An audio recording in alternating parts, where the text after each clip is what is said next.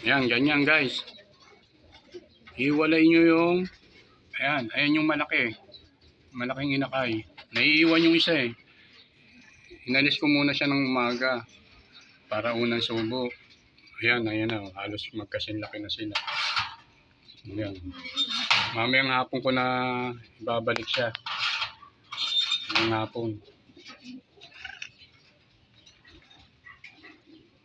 Mamayang hapon ko na ibabalik yan sa kapatid niya.